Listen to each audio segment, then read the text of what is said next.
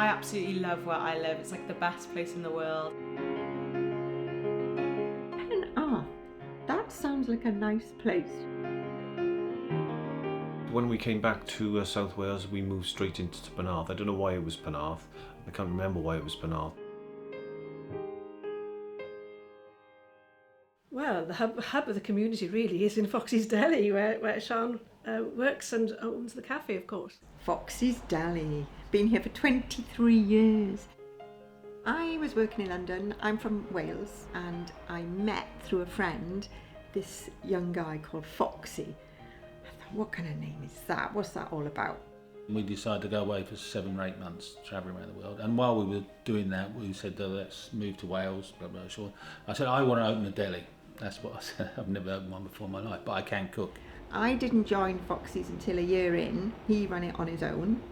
And then it got busier and busier, and then I became front of house. I think because it's been there so long, you forget how many things we've actually done. And how, like yesterday, we did a wedding for 150 and stuff like this. So there's still a need for us there. Some people still want us. People come and know that Sean speaks Welsh, and they come and socialise there, and they have Welsh classes there. And also all the help that Mum now does for the community with collecting medication and things like that for Ukraine. I believe after COVID, I can't describe it, but it was there was a change in the way people were. And the biggest change I found was in recruiting staff. So maybe she can work. Why have you told her that? I used to work in Ukraine, like in hospitality business, and Sean said, "Oh, I have like a place, so maybe you can try." And my trial is 3 years long now. What I found after COVID is this group of sixth formers that were coming in, they didn't want to work the hours we suggested. They want to work their own hours. They didn't want to work if they'd been out the night before because they might be tired. You couldn't tell them off because that wasn't right. I was working in top 5 restaurants of our big city. It was 500,000 people city, big population. Then I moved to another restaurant, and my interview to become a manager supposed to be on 24th of February when The Voice started. And then we discovered the Ukrainians, and I had this first Ukrainian member of staff, Yuri, fill in, who has just been my rock over the last few years. Basically, they took us to Russia, and in Russia, because we left with basically nothing, and when I actually earned enough money to escape it, we found Sean Fox. But it really resonated with me from the stories my mum used to say, because she remembers the war. Her sister-in-law, when she was young, got evacuated from London and was put up by a host family. And I thought, that's exactly what I want to do, giving back for her, really, what she was given, and kept in touch with her family that hosted her. Mum wanted to do what she could to help, and she saw online that they were advocating for people to take refugees in. She contacted us, saying like, "Oh, I can help you with visas. I can find you a host. I cannot find for myself because she was hosting other people already." It was an advertisement that UK offered this scheme for Ukrainians, Homes for Ukraine. And so I spoke to my husband, spoke to Carys. Carys said yes. My husband's going, right, it's not just going to be for 6 months, Sean. It's going to be for longer. Putin isn't giving up. I think it kind of started with us deciding that we were going to sponsor a mother and son, and I think it kind of... We all agreed, didn't we? Yeah, we all agreed. But I think it kind of struck a chord with you because you used to work in the refugee industry. There we had the Croatian, the Balkans War, and I was working in training people, and we had a lot of people from Croatia coming over and rehabilitating them, and that was... So I had a lot of feelings of that. Yeah, and I sent one email. I don't know why it was Sean. I think it was destiny. She used the same words as Yuri. As she was moving through Europe with her son on her own, she would send me a photo and a message. We are waiting, we are waiting. Sean replied me, and next day she replied that they will be happy to see us in their house. Well, it was quite a big change because on top of that, our daughter Carys had been away in America in university for 6 months. So we got home, and now going from just the two of us, there was the two of us, plus the daughters returned, and mother and son. Yeah, I think it is hard because I'm an only child and I love being an only child. Like, I've never ever wanted a sibling. And I think it was really interesting when he moved here because he said the exact same thing. Strange because before I was on my own, so now it felt like we're very different. Dima was only 9, so he barely spoke any English, and you know, they'd just been through weeks or months of travelling through Poland, trying to find refugee centres. When they first came over here, I was probably one of the first people they met. And I used to clean for me, actually. That wasn't her job, but she agreed to help because I was struggling with work, and I think the whole of Penarth have welcomed them into the community pretty easily. People here are very nice, like they just in generally help you around. Kids in my primary were like helping me with stuff to like understand. I was like, what does this mean? And they were like explaining to me. Basically, Penarth, it's a small village, you know, like everyone knows everyone. And some people, because I do 2 jobs, you know, I have loyal customers who's coming just to see me, to chat with me. I think they understood that we are not dangerous and we can be a part of their life as well. So they gave us that opportunity to show that we are the same, but from different countries. Luckily, we just got on really, really well. My daughter and him, they're like, you know, an older sister to a younger brother. I love seeing that and I feel really proud. May I suggest you see him like a little brother? Oh yeah, he's literally like exactly like my little brother, and Dima says exactly the same thing. We're great friends, and like she thinks I might be her like acting like her little brother, so Yeah, my graduation day, so many things. Birthdays, Christmases, they've spent Christmas at our house every single year since they've been here, so. We are very appreciated that we came to the family, full family, and we felt like a part of family, and it was amazing. You know, with us being so close to Anna and Dima, and I think that is true, we are like a massive family and we still are. We just see them as family. You know, we really do see them as family. When they initially moved from us, it was almost because, well, it was mainly because, you know, the room was too small, that Dima was nearly 11 then. And it was massive argument between me and my ex-husband because of this topic. I spent few weeks in Ukraine when the war started. First days I didn't want to move anywhere. I was scared because of explosions and everything. And so I said I will stay here, and the Russian army came closer and closer to Kiev. So he pushed us from Kiev and he stayed at home. But then he wanted us back after probably like 1 year. We stayed here, and I said no, we won't come back to this place before war finishes. But they knew Tony, you know, Yeah. they've met Tony hundreds of times, and they really got on with Tony. And he suggested, oh, well, we've got plenty of room.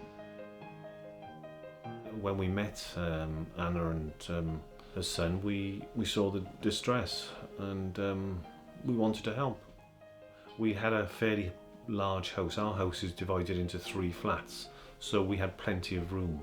And then he said, if you don't come back, I applied for divorce. And I said, okay, I'm not come back. I'm not ready to come back. So he applied for divorce, and in February 2024 we divorced. After, when I divorced, I received so much support from Tony. We knew Tony for a long time anyway, so he's a friend of ours. But she didn't want to go. She'd been chucked around Poland, refugee camps and stuff, didn't she? So it was very difficult for them to find somewhere they were safe and then move on again. And we still saw them once a week on their own, and we said, everything okay, you know, you're getting on and everything. Well, we said to Dima especially, we said, you're welcome here. Your bedroom is always your bedroom. You're welcome here anytime. He still sees it as his bedroom. Yeah, really. anytime. Even Saar's staying in his bedroom tonight, Yeah, and yes, he you will are. come in today and say, who's in my bedroom? He's a different type of child. He's very, very intelligent. He's very organised. You know, normally you'd have to struggle to get anybody's child out of bed, ready for school, and trying to make them tidy their room. And it's amazing that he really supports my son.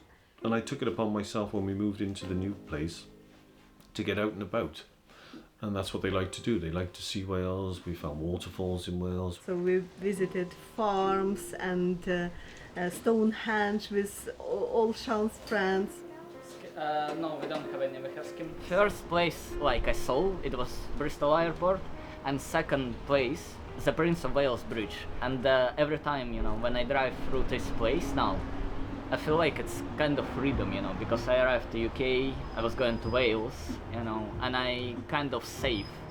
And, you know, it's amazing because in Wales, for example, when I'm working on Saturdays, I know every single table comes. Like 90% of them, just faces I know, you know, and most of them, they know my name, they know who I am. Having Foxies again and being very sociable people, we do a lot of contacts. Yes, so we did set them up with all these different jobs. When we met Angela, we spent some time together, and when I started doing some cleaning for her, I think she understood that I'm a hard-working person as well. Yeah, she's just amazing. I mean, she's very quick and she did the job, you know, without any complaints. And yeah, it's sad that she went, but obviously she had a full-time job and she wasn't able to do it any longer. She's very much conscientious. She needs to get things done, and once she's going to do something, she does it. And her work ethic is like this. If she's going to be late for work, she'll panic. I must be on time, I must be on time. And that is Anna in everything. So from Yuri, I now have a Saturday boy, Igor, who will work any hours. An older lady works on Mondays and Thursdays. I know when I come in the morning that she's been in because the place is immaculate.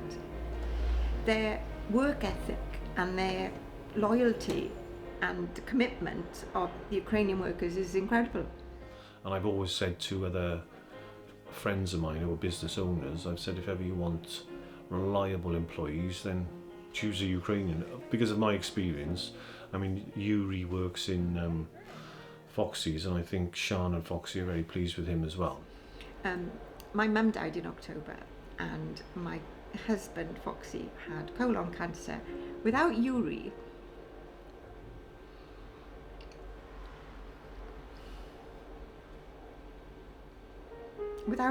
I wouldn't have got through working here, running the place on my own, without his support. And I don't think, and it's a terrible thing to say, a British person of that age, 20 at the time, could have done that. I'm studying, working, and I'm thinking about my career at this moment, because you know, I want to save my place in the future, and I want to help human. Wales and the United Kingdom in general, they protected me from the war, and I want to pay it back. You know, I'm studying cybersecurity because I know it can help some people and protect them from external threats.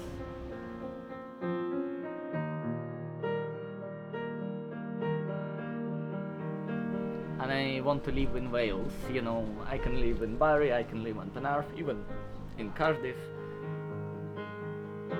Yes, I like life in Wales. So for now we have this 3 years visa that ends in this June. And after to stay here for a long time, I have to receive another type of visa. It can be work permit. If, for example, she, for whatever reason, was to lose her job, then I could give her a job in my practice, and I'd like to give her a job because she'd probably be very good. My visa status at this moment is unstable, because I don't know if I can switch, extend my visa. Problem is because even if it won't be extended, I have nowhere to go. I have to start all over from scratch, you know, I lost everything. And I don't want to lose everything again, because my home has been demolished, so it's gone, nothing left. And I bet my dad is passed as well, so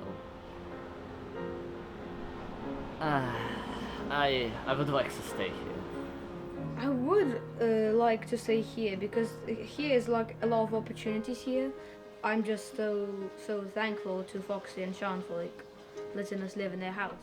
And Sean, you know, offered me a job, which given me a piece of bread and a glass of water, if I can say, you know, like, you know, I can I can have some food, and it's, you know, like I'm earning, you know, like it's just like thanks for them, you know, for that.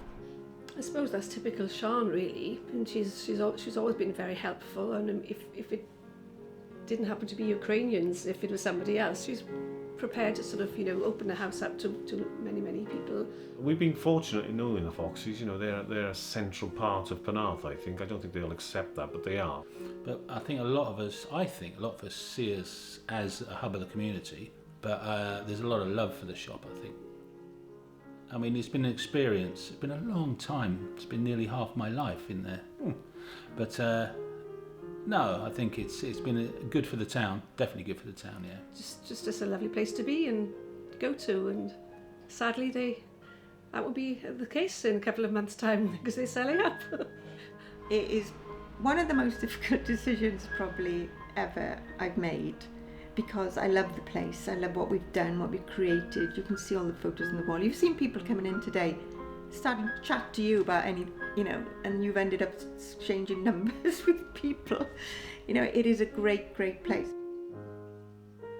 Sian may be more emotional than me on this. Sian will probably cry, because she does cry at these sort of things.